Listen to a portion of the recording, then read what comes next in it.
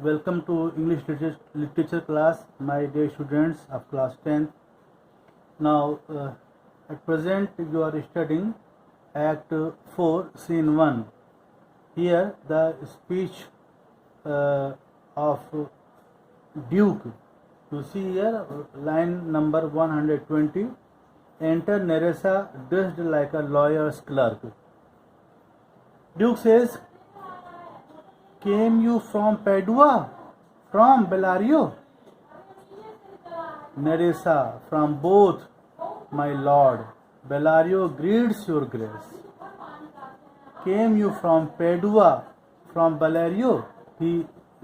Though he knows it, but he says, "Have you come from Padua? From Bellario?" Nerissa says, "From both, my lord. Bellario greets your grace." "Yes, from Padua and from Bellario, my lord. Bellario sends his greetings to your grace." Dr. Bellario sends his greetings to your grace, presents a letter. Bassanio says, "Why dost thou whet thy knife so earnestly?" Bassanio says, "Why do you sharpen your knife with so much attention, Shylock? What happened? Why are you in so hurry?" Shylock says, "To cut the forfeiture from that bankrupt there. To cut off a pound of flesh that has been promised as per the bond by this bankrupt man." Gratiano says, "Not on the soul, but on thy soul. Harsh Jew, thou makest thy knife keen, but no metal can. No, not the hangman's axe bear half the keenness of thy sharp envy. Can no prayer pierce thee?" Gratiano is great anger. He is great fury. He says, "It is not on the sole of your shoe, but on your soul. On your soul. Cruel Jew, that you are sharpening your knife. No metal, not even the axe of a hangman, can have half the sharpness of your envy, of your jealousy. Can no prayers penetrate your heart? Can no prayers change your heart?" Shylock says, "No, none that thou hast wit enough to make. No, none that you are clever enough to make. No prayer, however cleverly made, there will be no effect on me." Gratiano says, "Oh, be thou damned, inexecrable dog, and for thy life let justice be accused." He says, Gratiano in great anger, he says, "May you be damned. May you be damned, shameless man. Justice ought to be blamed for letting you live. Thou almost makest me waver in my faith to hold opinion with Pythagoras that souls of animals infuse themselves into the trunks of men." He says, "You make me doubt about my religious faith. I am led to believe in the theory of Pythagoras, according to which the souls of animals may enter the bodies of men. The souls of animals may enter the bodies of men. Your evil spirit once lived in the body of a wolf." He says, according to that theory, to hold opinion with the Pythagoras, he says that souls of animals infuse themselves into the trunks of men. Thy currish spirit governed a wolf who hanged for human slaughter. Even from the gallows did his fell soul feel it, and whilst thou layest in the unhallowed dam, infused itself in thee. For thy desires are wolfish, bloody, starved, and ravenous." He says, according to the theory, the souls of animals may enter the bodies of men. Your evil spirit once lived in the body of a wolf who was hanged for killing a man. When he was hanged, his wild soul escaped directly from the body into body of your unholy mother and entered into you when you were still unborn. When you were in the womb of your mother, for all your desires are wolf-like, bloodthirsty, starved and hungry.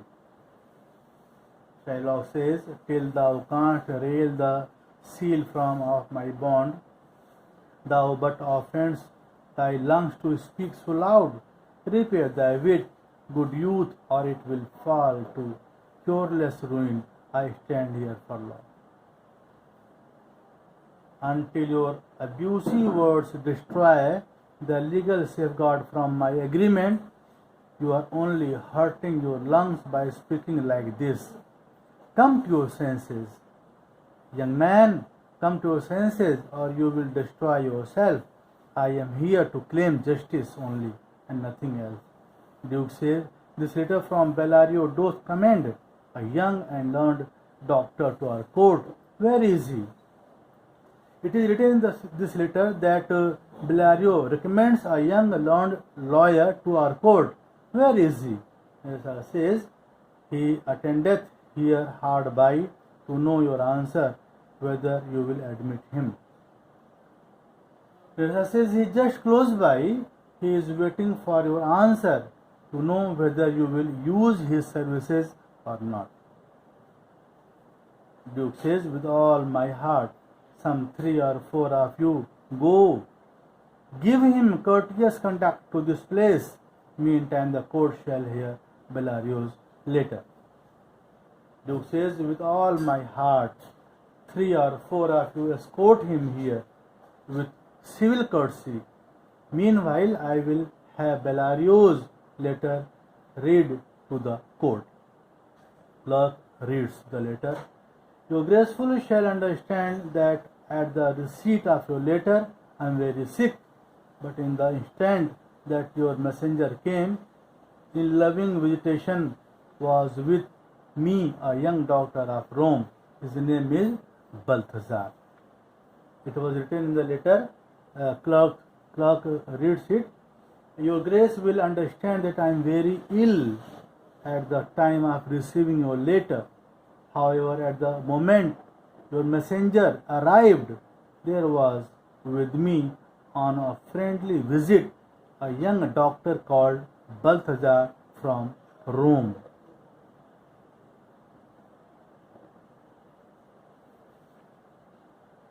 I acquainted him with the cause in controversy between the Jew and Antonio the merchant. We turned over many books together. He is furnished with my opinion, which, bettered with his own learning, the greatness whereof I cannot enough commend, comes with him at my importunity to fill up your grace's request in my stead.